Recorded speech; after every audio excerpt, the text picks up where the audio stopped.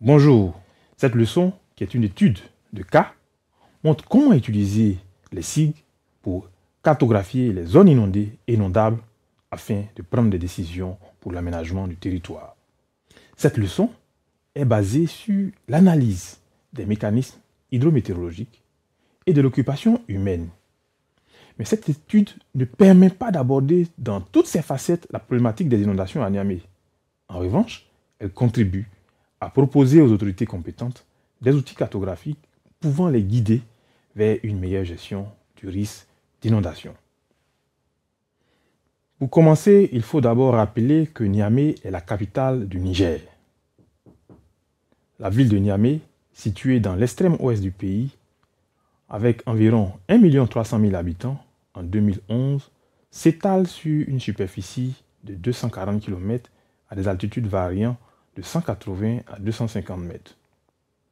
Elle est coupée en deux par le fleuve Niger, ce qui a façonné d'ailleurs le développement du tissu urbain et périurbain. On distingue une rive gauche plus développée qu'une rive droite.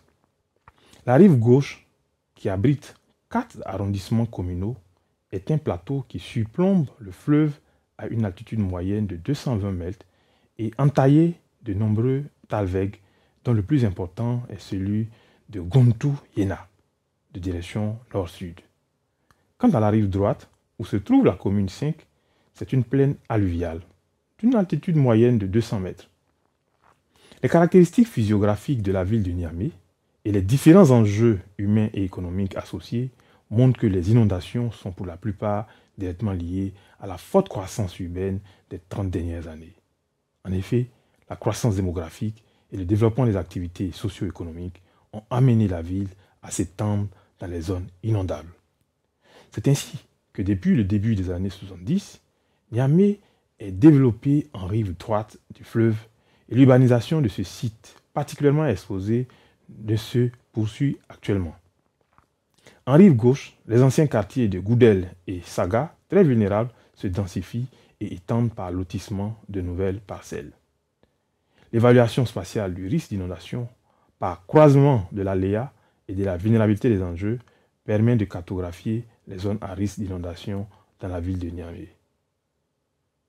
Les inondations dans les régions sahéliennes sont devenues de plus en plus récurrentes et le Niger n'est pas en marge. Durant ces dernières années, le Niger a connu une pluviométrie excédentaire avec des pluies diluviennes, occasionnant des inondations sans précédent pratiquement dans toutes les régions du pays, y compris Niamey, la capitale. Les digues de protection à Niamey, d'une hauteur de 5 mètres environ, de la rive droite, avaient été totalement submergées lors de la dernière inondation. Ces inondations occasionnent de nombreux décès, des déplacements de population et des relogements, des destructions d'habitats et des champs. L'hydrologie du fleuve Niger à Niamey est bien connue grâce à la station de mesure de Niamey installée depuis 1928 et régulièrement suivie depuis 1944. Le régime hydrologique a deux crues. Il s'agit de la crue malienne, qui a lieu de décembre à janvier en provenance du haut du bassin, et de la crue locale, qui a lieu en saison des pluies. Au cours des dernières années, la crue locale est devenue de plus en plus importante, comme vous pouvez le constater sur le graphique, et elle est la cause des fréquentes inondations en saison des pluies. Les crues locales sont le plus souvent engendrées par des pics exceptionnels de pluviométrie. En août 2012, le pic journalier de 121 mm a occasionné 28 décès, plus de 51 000 sinistrés, plus de 4 500 maisons et plus de 250 hectares de champs détruits. L'analyse des pics pluviométriques journaliers à Niamey révèle une grande amplitude de la variabilité des pics journaliers maxima des mois de juillet et août, allant de 7 à 121 mm, avec des pointes à 50 mm par jour atteintes ou dépassées presque chaque année depuis 2000. Quels sont les facteurs aggravants de ces inondations? Nous allons nous intéresser aux facteurs qui sont engendrés par l'homme. Il s'agit de l'imperméabilisation et de la dégradation des sols, notamment en lien avec la déforestation et l'urbanisation, ce qui entraîne moins d'infiltration et davantage de ruissellement. Un autre élément important, c'est l'étalement de la ville de Niamey dans le lit majeur du fleuve, ce qui accentue la vulnérabilité de la ville. Et il faut ajouter aussi le défaut chronique d'entretien des cours d'eau qui entraîne un ensablement des fonds. Il faut rappeler que la notion de risque est perçue comme l'éventuelle occurrence d'un aléa sur des enjeux potentiellement vulnérables. L'étude du risque d'inondation s'appuie sur deux principaux points. Premièrement, l'analyse des aléas, portant sur la connaissance des phénomènes naturels à l'origine des dommages, leur processus et leur fonctionnement. Il s'agit dans ce cas d'analyser les caractéristiques morphologiques, topographiques, géologiques, pédologiques et hydrauliques contrôlant le phénomène. Deuxièmement, la cartographie et l'évaluation des vulnérabilités et des enjeux majeurs. Il s'agit d'intégrer des données sur les activités anthropiques et socio-économiques dans l'évaluation du risque d'inondation, tout en sachant que le risque d'inondation est de prime abord un objet social. Ces deux cartes, c'est-à-dire la carte de l'aléa et la carte des enjeux, sont combinées pour déterminer les zones inondables et inondées, qui est un outil d'aide à la décision pour l'aménagement du territoire. La cartographie de l'aléa d'inondation se base sur l'analyse des facteurs naturels, notamment la morphologie, la topographie, la géologie, la pédologie, qui influencent le développement et l'ampleur de l'inondation, comme nous l'avons dit tout à l'heure. Sur la base des données disponibles, dans le cadre de cette étude, les aléas les plus pertinents définis sont l'exposition au débordement du fleuve Niger et l'exposition à l'accumulation des eaux de ruissellement suite à une pluie diluvienne.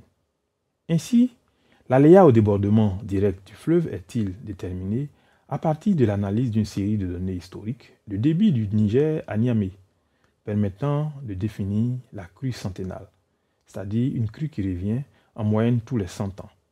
La crue centennale est souvent utilisée comme événement de référence pour la mise en place des plans de prévention des risques d'inondation. Le rayon d'influence d'une telle crue contribue à déterminer l'exposition au débordement du Niger. Dans cette étude, c'est un rayon de 400 mètres qui est défini. La distance linéaire de chaque unité par rapport au lit du fleuve détermine son niveau d'exposition et est représentée par une zone tampon de part et d'autre du fleuve. Plus l'entité est proche du tracé du fleuve, plus son exposition au débordement est forte. En ce qui concerne l'aléa à l'accumulation des eaux, la variable la plus représentative ici est l'indice topographique ou indice de Beven. Il se calcule à partir du MNT obtenu à partir des données Aster-Dem. C'est le logarithme népérien du rapport de la surface drainée en un point donné sur la pente. Cet indice renseigne sur la répartition spatiale du niveau d'accumulation des eaux de ruissellement de chaque entité. Les autres facteurs sont considérés constants et n'ont pas d'effet remarquable sur le phénomène d'inondation, ne seront pas pris en compte dans cette étude. Une fois que les deux cartes, c'est-à-dire l'aléa au débordement et l'aléa à l'accumulation, sont déterminés, nous allons construire donc la carte des inondables. Pour cela, selon que l'inondabilité est faible, moyenne ou forte, nous allons procéder à une réclassification des images à partir de 3 critères. Et ces 3 critères portent notamment sur les facteurs aggravant l'inondation en tenant compte donc des éléments topographiques, hydrologiques et hydrogéologiques. La combinaison de ces deux cartes d'aléas permet donc de déterminer la carte des zones inondables de la ville de Niamey. L'un des éléments les plus importants est la carte des enjeux.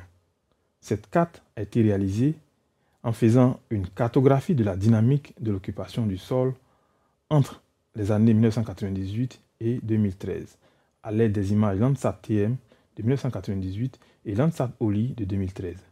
L'objectif ici est de montrer que le bâti a évolué au fil des années, ce qui montre donc un intérêt particulier pour cette étude où les populations sont devenues vulnérables à cause de la croissance urbaine. La classification supervisée des images, suivie d'une validation par des missions de terrain, a permis donc d'établir une dynamique de l'occupation du sol.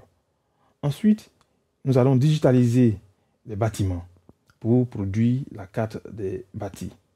Cette carte, surimposée au modèle numérique d'altitude, montre bien qu'une partie de la ville est sur le lit du fleuve Niger.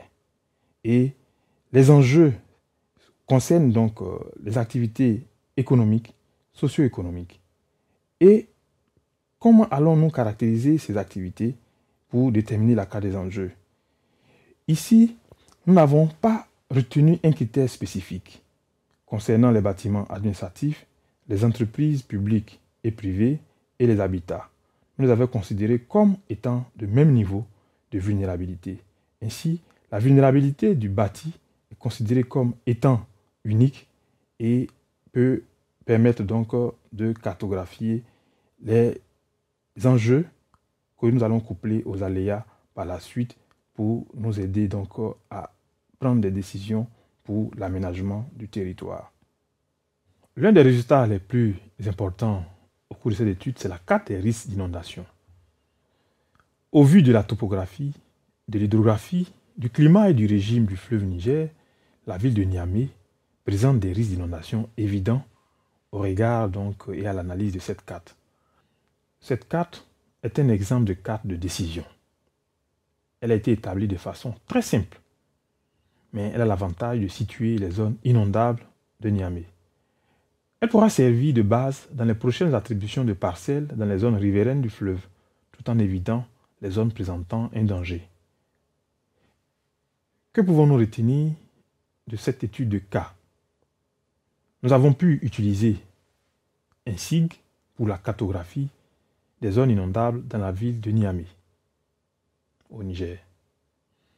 Nous avons pu observer aussi qu'il y a une forte croissance aux abords du fleuve au cours de ces dernières années. C'est ce qui a accentué la vulnérabilité territoriale et des populations. Ce document peut être mis à la disposition des décideurs et cette carte simple présente les sites vulnérables à l'inondation afin de prendre des mesures préventives de lutte contre les inondations qui constituent une catastrophe naturelle qui affecte tous les pays du monde. Même le Niger, qui est un pays sahélien, est affecté par les inondations aux abords du lit majeur du fleuve Niger et à cause de l'urbanisation incontrôlée dans ces zones.